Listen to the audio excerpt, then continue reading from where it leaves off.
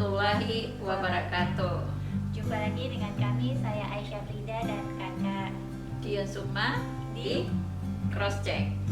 Kali ini kami akan sharing dan diskusi tentang salah bukan kalah. Salah bukan kalah. Ada peribahasa mengatakan bahwa manusia adalah gudangnya kesalahan. Nah, cuman kesalahan yang kita lakukan kerap sekali membuat kita terpuruk. Karena tidak semua lingkungan bisa bertoleransi dengan kesalahan yang kita lakukan. Nah, sehingga kita dipersalahkan. Nah, sehingga menekan rasa bersalah kita.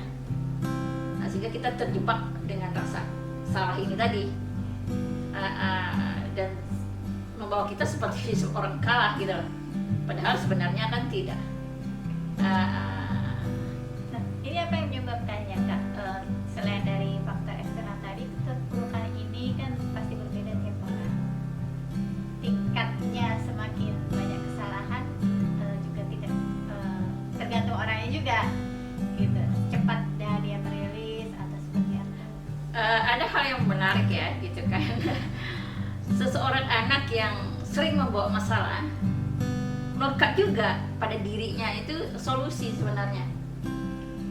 Ketika seorang anak bisa membawa begitu banyak masalah, pasti sepaket dengan solusi yang dibalik dia itu. Cuman kita benam dia dengan kesalahan itu gitu. Sehingga dia kesulitan mengakses solusi dari permasalahan kesalahan itu tadi gitu. Kita tidak memberikan ruang orang untuk bernafas, dan kita juga tidak memberi ruang pada diri kita untuk bernafas gitu loh, atas kesalahan-kesalahan yang kita lakukan. Padahal fitrahnya ya manusia itu salah kan gitu loh. Tempat kesalahan yang sering kita lakukan, baik kita niat maupun kita tidak niat, kesalahan itu seringkali terjadi gitu loh. Kita tidak bermaksud menyakiti orang, kok tiba-tiba orang tersakiti gitu. Sehingga menimbulkan persoalan kan, ya kan, pada interaksi sosial, personal, dan lain-lainnya. Nah, caranya seperti apa ini, Kak, biar menyikapi salahnya ini tidak berlarut-larut dan tidak membenamkan diri tadi? Nah, kita harus konsen pada diri kita sendiri, konsen pada diri kita untuk memperbaiki keadaan diri kita terlebih dahulu. Karena rasa bersalah ini memang menggerus energi kita gitu loh. Yang seperti pernah kita sharing di episode sebelum-sebelumnya ya, kita harus dudukkan bahwa Tuhan itu Maha Pengampun kan.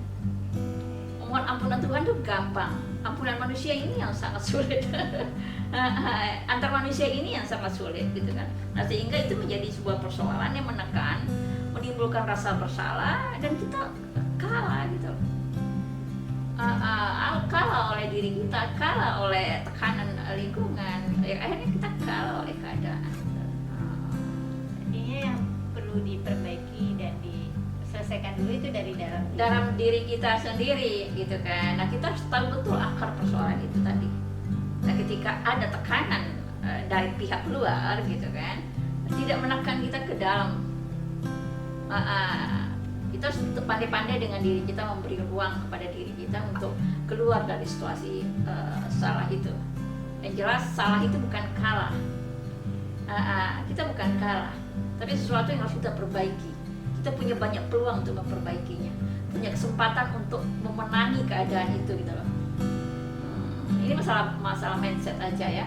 Tapi pada situasi ketika kita alami itu nggak mudah gitu loh.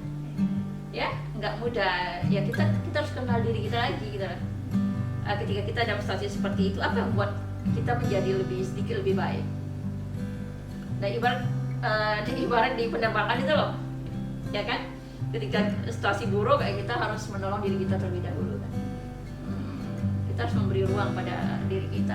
Kita harus memberikan kesempatan kepada diri kita, karena terkadang lingkungan tidak memberikan kita kesempatan untuk menjadi diri kita, untuk memperbaiki. Karena sampai 10 tahun, 20 tahun, 30 tahun ke depan kesalahan itu akan terus diingat gitu loh. Nah, dalam pemikiran saya gitu kan, ada banyak mungkin kesalahan yang saya lakukan, atau saya berusaha memperbaiki gitu kan. Tapi orang tetap beranjak di situ ya, tetap di situ. Artinya mereka orang-orang ini orang-orang yang tidak pergi ke masa depan, ya kan? Tidak bertumbuh kesadarannya, memorinya masih ada pada saat itu, tidak pada saat ini. Ya ini saya gitu. Dan ini juga berdasarkan begitu banyak hal orang-orang yang datang konsultasi dulunya ya.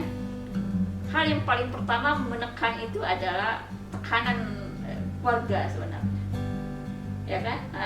Dipersalahkan oleh keluarga, dihakimi oleh keluarga, ditolak oleh keluarga karena satu kesalahan yang mungkin bagi keluarga itu besar kan gitu.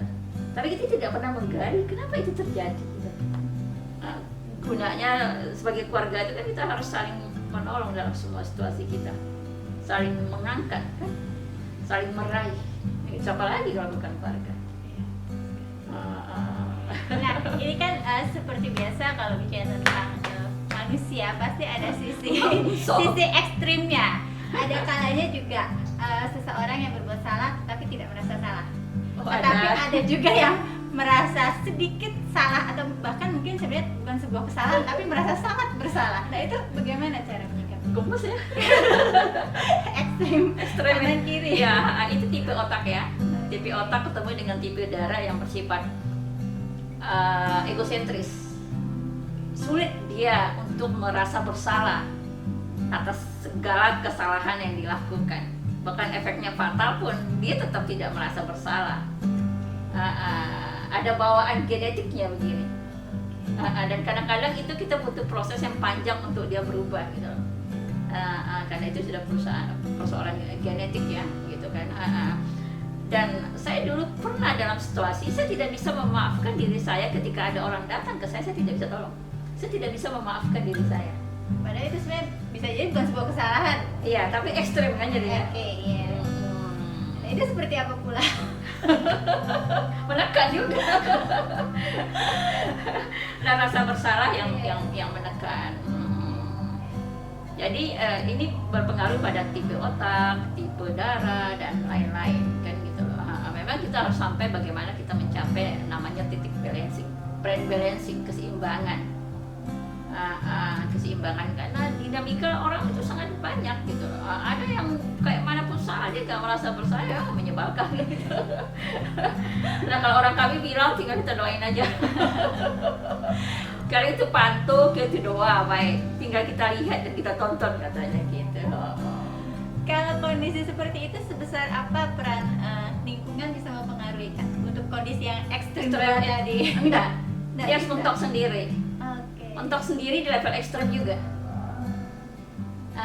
Untoknya. Jadi setiap orang punya bawaan masing-masing ya. Jadi mudah-mudahan pentingnya kita menyeimbangkan diri. Menyeimbangkan diri sehingga kita tidak ekstrem kiri, tidak ekstrem kanan. Ya pas-pas lah tekarannya. Berasa bersalah juga tidak berlebihan, ketika dipersalahkan juga tidak menekan berlebihan, kayak gitu. Sebagai sebuah motivasi aja untuk kita lebih cepat memperbaiki keadaan kita gitu.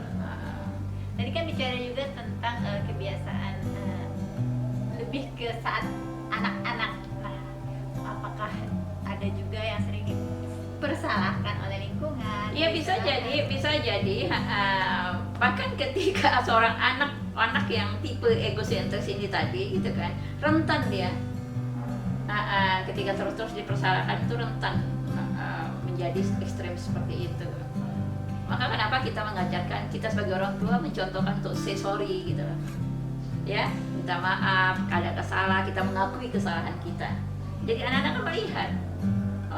Jadi ya maafkan saya bunda, maafin abang, maafin adik. Karena kita juga memberi contoh untuk minta maaf ketika kita salah gitu loh.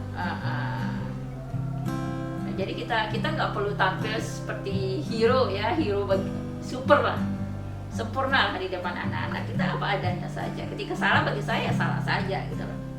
Entah saya, entah ayahnya, entah mereka ya salah saja gitu loh. Sadari, say sorry, jangan lakukan, sudah gitu loh. Nah, ini kan berarti ada suatu proses antara merasa salah, kemudian menerima rasa tersebut, kemudian mengakui pula. Iya, ada proses hingga memperbaiki. Betul. Gitu. Nah, seperti di dalam sahabat-sahabat Kristiani kan ada pengakuan dosa. Ya, pengakuan dosa dulu baru ada pengampunan. ya kan? Kita mengakui kesalahan itu pada diri kita, ya pada orang kan. Ketika kita mengakui gitu kan, baru turunnya pengampunan kan. Ada proses di situ. Kalau kamu sakit, saya nggak sakit, oh saya nggak salah kan, nggak bisa itu. Nah, kita harus menerima dulu, menyadari dulu. Itulah proses apa ya? Proses yang harus dilalui, dialami. Sehingga muncullah apa ya, harapan, gitu kan? Harapan bahwa Tuhan itu Maha Pengampun. Sehingga muncullah ampunan dari orang-orang yang merasa tersakiti oleh kita. Ya karena yang dengan manusia ini memang berat gitu loh, karena mereka nggak Maha Pengampun. nggak Maha Pengampun. Kadang-kadang kita nggak niat nyakiti pun mereka merasa tersakiti, iya kan gitu. Sedangkan penghalang kita untuk masuk surga gitu kan, ketika tidak ada ampunan, belum diampuni. Nah, bagaimana kalau orang itu cepat tersinggung, cepat marah, cepat kesel? Apakah kita akan terhalang dengan itu? Itu juga saya dulu pertanyaan saya. Kalau kita bicara tadi salah bukan berarti kalah. Tapi bagaimana kalau dibalik? Kadang zaman sekarang apalagi, kadang sebuah kekalahan itu adalah sebuah kesalahan. Ada teman dekat saya, dia selalu ingin membuktikan dia bisa kepada orang lain. Saya akan buktikan bahwa saya tidak salah, saya akan buktikan gitu kan. Prinsip saya tidak begitu gitu loh. Nggak ada yang perlu saya buktikan, yang penting saya tahu, Tuhan tahu saya tidak salah gitu. Kalau seandainya memang saya tidak salah kan gitu loh. Tuhan tahu apa yang saya lakukan.